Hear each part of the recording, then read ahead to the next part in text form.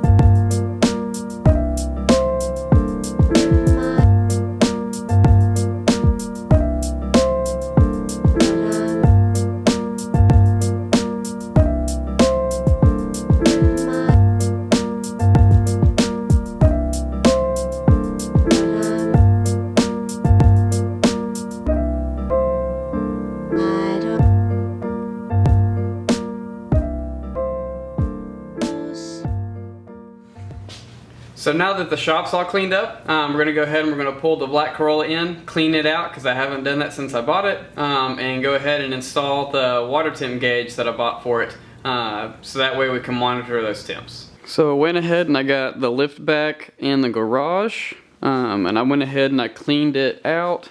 So as you can tell, there's nothing in the back, nothing back there, nothing in the back seat. So went ahead and cleaned the whole thing out with all the trash and stuff, and filled up my garbage can. It's all the way to the top. So went ahead and I got the new gauge out and got ready to install it. And before I went to put it in, this is the probe that's supposed to stick into this down here. And if it goes in too far, into this area here, because that's where it's going to thread into. So if it goes into there, it might run into the thermostat. So I thought, well, I wonder what's wrong with the actual one that it is in the car. So I went ahead and I took the gauge cluster out of the car, and noticed on the back side that there were some ribbons that have been kind of messed up, and I think that they're touching each other. And some of that stuff, I believe, is some of the power that controls the gauges on this side, which are the ones that I need, water temp and fuel. Neither one of those two work. So I think the fix for this is going to be to try and fix the ribbon on the back of the gauge cluster. Hopefully that does the trick. If it doesn't, then I'll go ahead and I'll install that aftermarket gauge. And if it doesn't thread in, then maybe I can find some kind of spacer that I can thread in and move it out enough, so at least I can have an auxiliary gauge to tell me what the water temp is. But I don't think that the one that's in the motor is actually bad. I think it's all in the gauge cluster.